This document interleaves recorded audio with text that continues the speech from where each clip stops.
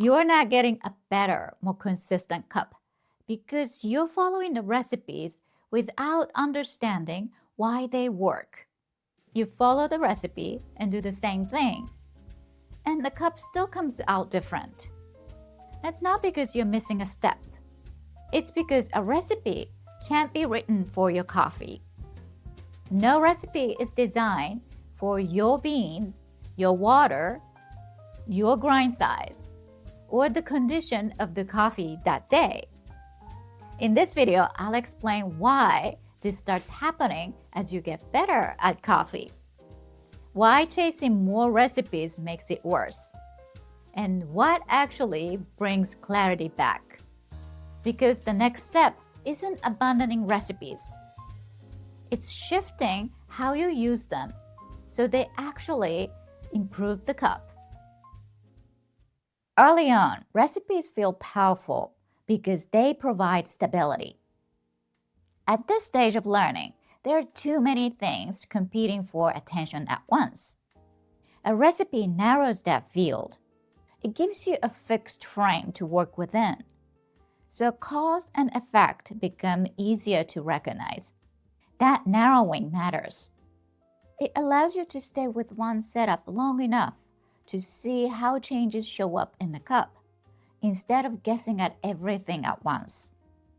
This is also why copying recipes is a legitimate way to learn. Imitation gives you a baseline. You experience what a functional, repeatable cup feels like before you understand how to arrive there on your own. The value isn't in the numbers themselves, but in repeated exposure to a result that makes sense.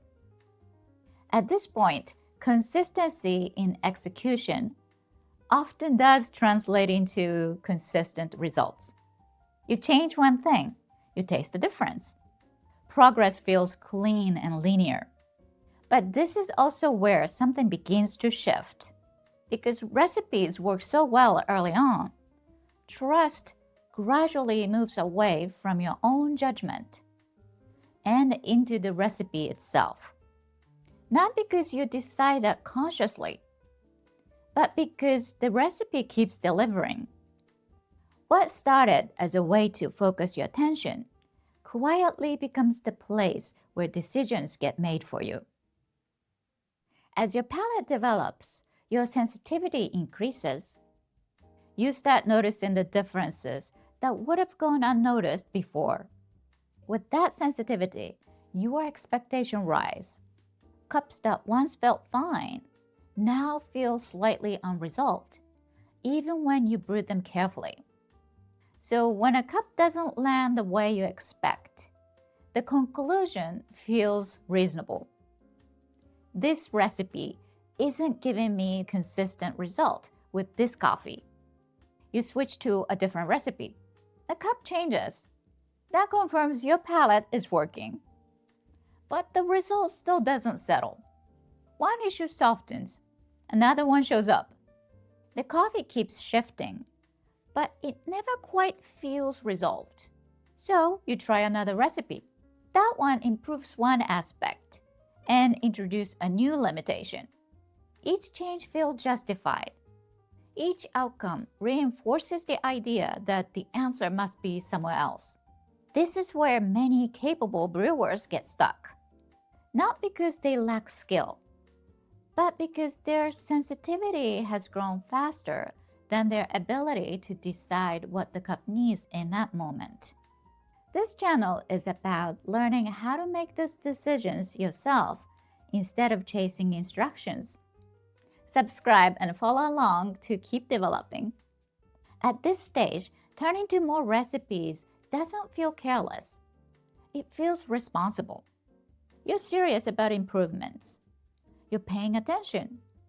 You want better, more repeatable results. But instead of strengthening judgment, uncertainty gets answered with more instructions. Trust shifts outward towards recipes and external guidance because those are what have worked before. That's how recipe use quietly turns into a spiral. More recipes means more information. On the surface, that feels like progress, especially when you're trying to get consistent results in the cup. Having more reference points creates a sense of security, as if knowing more will automatically lead to better outcomes. But information by itself doesn't move the cup forward. Collecting examples can be part of learning, but only when you're extracting what actually applies. Without that filtering, examples just stack up. They don't turn into understanding. They turn into noise. This is where judgment starts getting crowded out. Instead of pausing to observe and interpret the beans in front of you, attention stays fixed on instructions. Numbers and techniques take priority, not because they're wrong, but because they feel more concrete and reliable. Interpretation gets skipped, not deliberately, but quietly.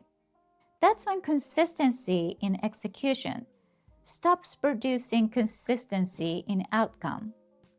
You may brew the same way each time with care and precision, yet the cup becomes less predictable. Beans change, the conditions shift, but the brewing approach stays the same. And the result starts to feel harder to understand.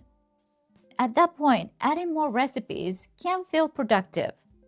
Each one promises clarity. Each one offers another possible answer. But instead of revealing what matters, attention stays on instructions instead of beans themselves. And the reality gets blocked by accumulated information, the very thing that was supposed to help. This is something many serious brewers run into. It happens because you care about getting better and you want to learn. Wanting more information is a natural response when effort stops translating into clarity. But learning only moves forward when information is filtered through judgment. When recipes support decisions rather than substitute for them. That's the shift that brings clarity back. And it's a normal part of progressing, not a sign that something went wrong. Clarity begins returning when one simple truth is accepted. There's no recipe that works in every situation. Without accepting that, the search for better recipes never really ends. There's always another one that promises a cleaner cup or more consistent results. Once that truth settles, pressure eases. Recipes stop being something you're supposed to execute perfectly. They become examples to learn from. What matters is not the numbers themselves, but the reasoning behind them. Why a certain approach made sense for those beans. What kind of result it was trying to produce. Some of that understanding transfers to your situation. What transfers are the decisions and relationships, not the exact instructions. And when you can tell the difference, judgment starts returning. Attention shifts back to higher decision layers, your palate and the beans, instead of staying locked on brewing instructions. When brewing starts taking over, it's usually because that hierarchy has flipped. Exactly what I was pointing to when I talked about why brewing isn't the most important part of coffee. You're no longer trying to recreate someone else's cup. You're making sense of your own. From there, learning continues in a different way. You look at what shows up in the cup and connect it back to what you did. Over time, that cause and effect becomes clearer.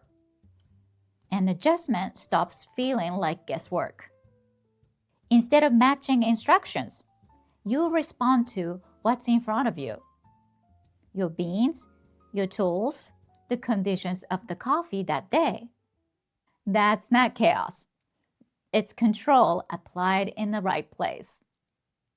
When judgment returns, rigidity fades. Your attention shifts back to the beans instead of the numbers. You trust your palate enough to evaluate what shows up in the cup.